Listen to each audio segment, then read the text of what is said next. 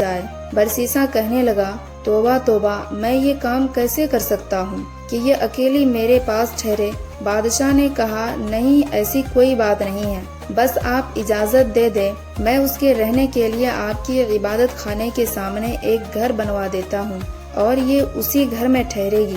برسیسا نے یہ سن کر کہا، چلو ٹھیک ہے۔ جب اس نے اجازت دی تو بادشاہ نے اس کے عبادت خانے کے سامنے گھر بنوا دیا اور بچی کو وہاں چھوڑ کر جنگ پر روانہ ہو گئے۔ اب برسیسا کے دل میں بات آئی کہ میں اپنے لیے تو کھانا بناتا ہی ہوں، اگر بچی کا کھانا بھی بنا دیا کروں تو اس میں کیا حرج ہے، کیونکہ وہ اکیلی ہے، پتہ نہیں کہ اپنے لیے کھانا پکائے گی بھی یا نہیں پکائے گی۔ چنانچہ وہ کھانا بناتا اور آدھا خود کھا کر باقی آدھا کھانا اپنے عبادت خانے کے دروازے کے باہر رکھ دیتا اور اپنا دروازہ کھٹکھٹا دیتا۔ یہ اس لڑکی کے لیے اشارہ ہوتا تھا کہ اپنا کھانا اٹھا لو۔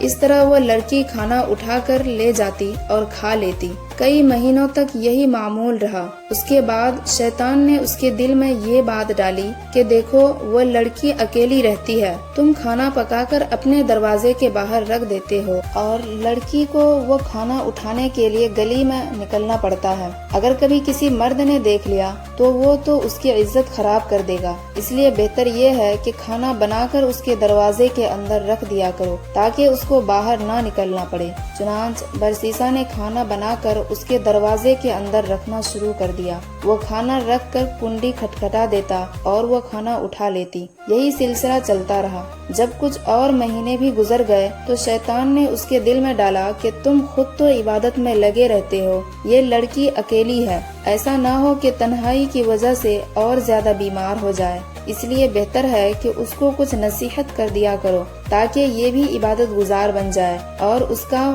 وقت ضائع نہ ہو۔ یہ خیال دل میں آتے ہی اس نے کہا کہ ہاں، یہ بات تو بہت اچھی ہے، لیکن اس کام کی کیا ترتیب ہونی چاہیے؟